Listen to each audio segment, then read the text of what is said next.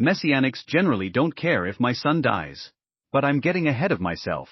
I believe that the Gospel of Matthew was originally written in Hebrew, and that a small number of manuscripts survive that descend from that original. This is a minority view among textual scholars. Vanishingly few textual scholars, be they professional or amateur experts, hold the same view I do. There are also very few pastors that hold the same view I do.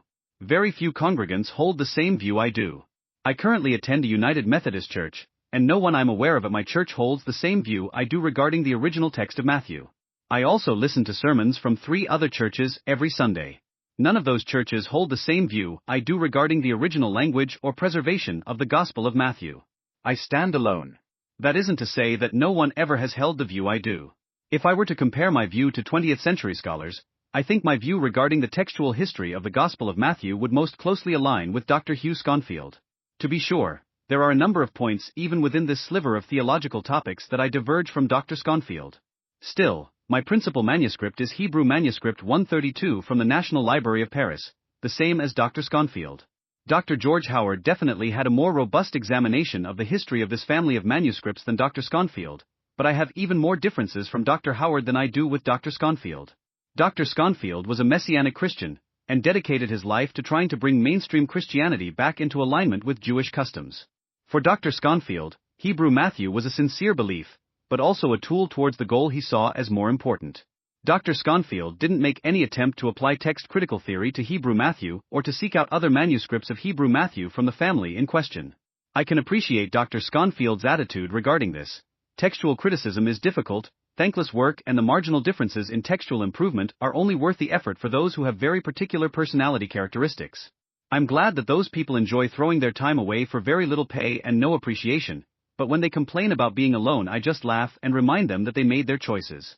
The vast majority of Christians are not thankful that there are people like me asking hard questions about the original text of the Bible. As little thanks as text critics get, I didn't start down this road thinking that I was going to be anyone's hero when I got this far. Even if my argument ended up being rock solid and airtight, such that no one could deny my conclusions except by ignoring the evidence, I would not be a hero. On the one side, for lack of a better term, we'll call them conservatives. The fact that new translations are warranted for the Gospel of Matthew would be seen as inconvenient. Then, when these conservatives examined the results and saw only word order changes in a list of names and a few footnotes about puns in the original language, they would possibly rightly think that it was a lot of work for not much gain. On the other side, for lack of a better term, we'll call them liberals. There are going to be people who hope like Dr. Sconfield that the new text of Matthew will say more about whatever pet issue they have adopted and hope that they can leverage these changes to their political and social benefit. When the text is essentially the same regarding moral and historical questions, they would possibly rightly think that it was a lot of work for not much gain. However, hidden in all of this is a hint about a group of people who might actually appreciate my results. Messianic Christians are, painting with a broad brush, Gentile Christians who truly believe that Jesus was the Messiah, raised from the dead, and often even that he is the second person of the Trinity, but they hold that a more traditionally Jewish interpretation and application of the Old Testament is correct. This is often seen most clearly in the holidays they celebrate. They will shun pagan holidays such as Christmas and Halloween, and embrace Jewish celebrations like Rosh Hashanah and Hanukkah. Often, they will also avoid pork or shellfish, wear clothing associated with Jewish identity, and or read the New Testament in either Hebrew or Aramaic translations. No two Messianic Christians are alike, just like every other religious tradition, and it is worth noting that among this smaller culture of Christian brothers, there are several smaller groups that are less organized. One of these smaller, less organized groups hold that there is something, for lack of a better word, divine and magical about the Hebrew language. For these people, to hear that there's a good reason to believe that a book of the New Testament was written in the language they prefer would be accepted with cheers. Which has led many to ask me a question like, why haven't you converted to Messianic Christianity? It seems to many who ask this question that I would be less lonely in a Messianic congregation. I disagree. I think I would be even more lonely. At least as it is, I have my son. In another post, I discuss a way to divide up the kind of beliefs that people have. Relevant to the current discussion, universal orthodoxy are those theological beliefs which are true regardless of where or when or who holds them or does not hold them, whereas ceremonial orthodoxy are only true because of the history we have experienced and the culture we are a part of. Both are important, and both are true. They're just true in different ways. The easiest analogy is that universal orthodoxy is like the strength of gravity and ceremonial orthodoxy is the measurement units that we use. No one can explain the strength of gravity without using measurement units, and yet which measurement units a person uses to describe the strength of gravity is only important as a matter of our human experience, not something superior about the measurement units themselves or their relationship to the strength of gravity. Messianic Christians think that the particular laws of the Torah, and especially the laws regarding holidays and weekly cycles, are universally orthodox. I disagree. I think they are ceremonially orthodox. Things that are ceremonially orthodox can be changed without moral danger, as long as the culture changes together. There are universally orthodox elements behind the ceremonially orthodox practices, but once someone understands that they can be modified to serve us better. For example, in an agricultural society, coordinating the beginning of the planting season allowed them to also coordinate the beginning of the harvest season, and these seasons could be optimized to improve food yields. Similarly, creating a pattern of rest helps to ensure that people are not being worked beyond their physical limits. Whether that is Saturday, Sunday, or even Wednesday is not so important. For some people, making a deliberate change to their weekly and/or yearly patterns has helped them to feel closer to God and redouble their focus on God's intention for their lives. This has happened when people have converted from mainstream Christian culture to Messianic culture, or from Protestant to Catholic, or from Catholic to Orthodox, or from Orthodox to Protestant, or from Lutheran to Episcopal, or any other change of congregation that leads to changes in the rhythms of life. Since this change is the same for those converting from Orthodox to Protestant as those who convert from Protestant to Orthodox, it stands to reason that it is the act of changing and not the specific change itself that impacts people. I'm very happy for those who have converted to a Messianic lifestyle and grown closer to God as a result of that change. The necessity of putting renewed, deliberate thought into their pattern of life really has helped them. I'm glad that they have found what works for them and wish them nothing but the best in their pursuit of God. I get that by translating the Bible for myself. That's what works for me. In my own life, keeping myself stuck to a restrictive, overarching schedule has never been beneficial. Often, I lose track of the day of the week because my life requires me to take my rest when I can, how I can. Not only do I lose track of which day of the week it is, at an earlier stage of my life I would look outside to see the sun near the horizon and had approximately a 70% accuracy in deciding whether it was morning or evening. Some weeks, I would sleep all night and attend my family and job during the day. Other weeks, that would be reversed. For some people this lifestyle is very hard on their physical health, but for myself I found the impact was minimal. I did have to guard my times of rest fiercely, because my family and friends couldn't keep up with the changes I needed. But it was worth it. There are, of course, several factors that led to my erratic schedule. Some of them were clearly and explicitly my choices.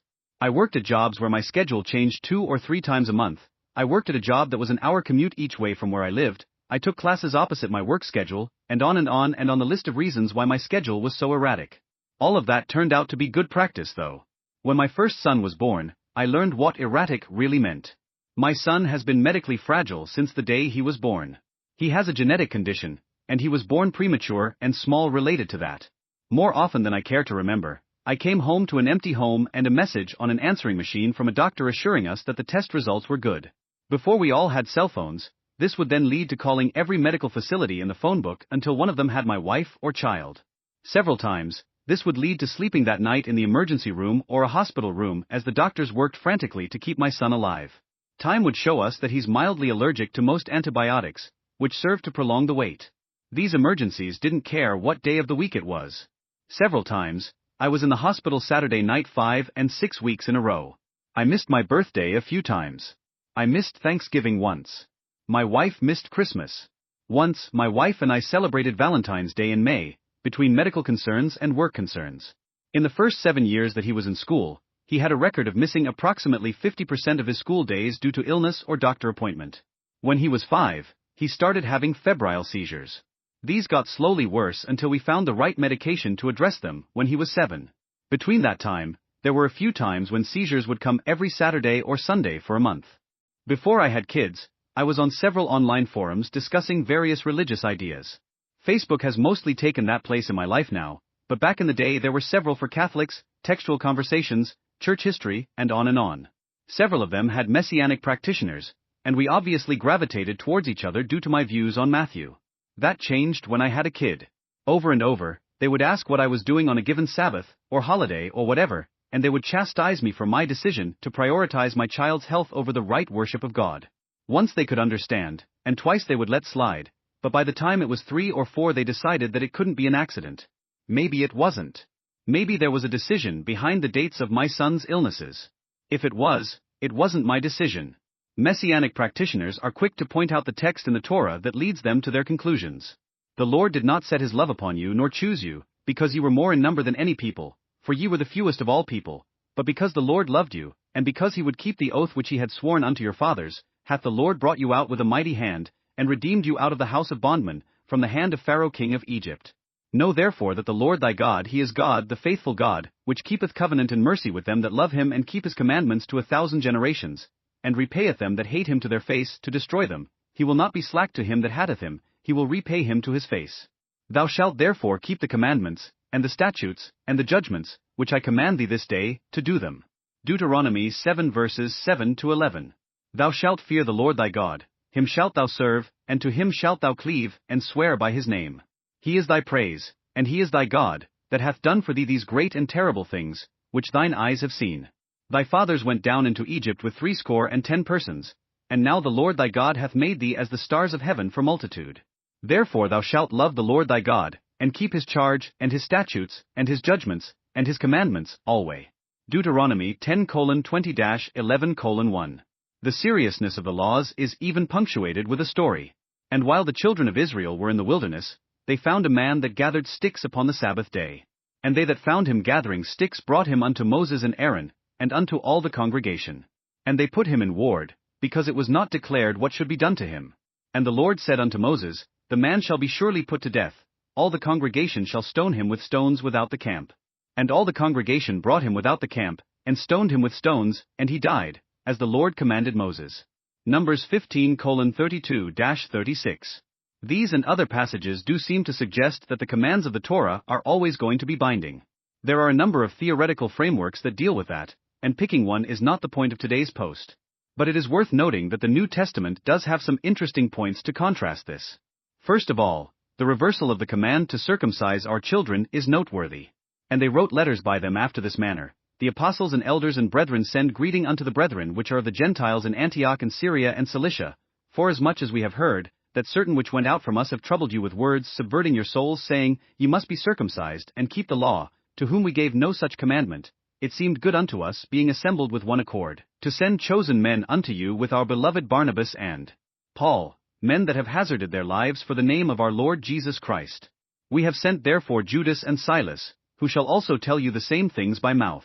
For it seemed good to the Holy Ghost and to us, to lay upon you no greater burden than these necessary things, that ye abstain from meats offered to idols, and from blood, and from things strangled, and from fornication, from which if ye keep yourselves, ye shall do well. Fare ye well. Acts 15 verses 23-29. So at the very least, it seems that some laws had outlived their usefulness even in the first century. Then we have Jesus' comments about the Sabbath. And he said unto them, Have ye never read what David did, when he had need, and was an hungred, he, and they that were with him? How he went into the house of God in the days of Abiathar the high priest, and did eat the showbread, which is not lawful to eat but for the priests, and gave also to them which were with him. And he said unto them, The Sabbath was made for man, and not man for the Sabbath, therefore the Son of Man is Lord also of the Sabbath. Mark 2 verses 25-28. This kinder implies that the purpose of the laws of the Torah has more to do with us than something universal. Again, there are a number of theories about how this works, and I'm not going to explore them all here. There is a clue that has meant a lot to me personally though. Romans 13 verses 9-10 says, For this, thou shalt not commit adultery, thou shalt not kill, thou shalt not steal, thou shalt not bear false witness, thou shalt not covet. And if there be any other commandment, it is briefly comprehended in this saying, namely, thou shalt love thy neighbor as thyself. For this, thou shalt not commit adultery, thou shalt not kill, thou shalt not steal, thou shalt not bear false witness, thou shalt not covet. And if there be any other commandment, it is briefly comprehended in this saying, namely, thou shalt love thy neighbor as thyself. Similarly, Galatians 5 verse 14 says, For all the law is fulfilled in one word, even in this, thou shalt love thy neighbor as thyself. While many places that the divine law is quoted also include the Shema, in this place it does not. It is notable that there's no place in the New Testament that quotes the Shema without the divine law. When Jesus quotes them together, he does so in such a way as to imply that they mean the same thing. I can see how making the decision to subvert the Sabbath, created for the rest of the population, by gathering sticks on that day instead of on the day before or after could be dangerous to the good of the people.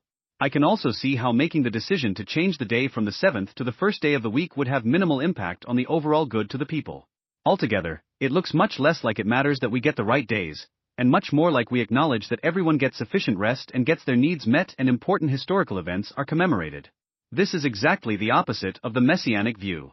Now, one thing that I have to admit is that my evaluation of this isn't objective. I love my son. Any interpretation of the Bible that serves to undermine his health and well-being is going to have an uphill battle to acceptance in my mind.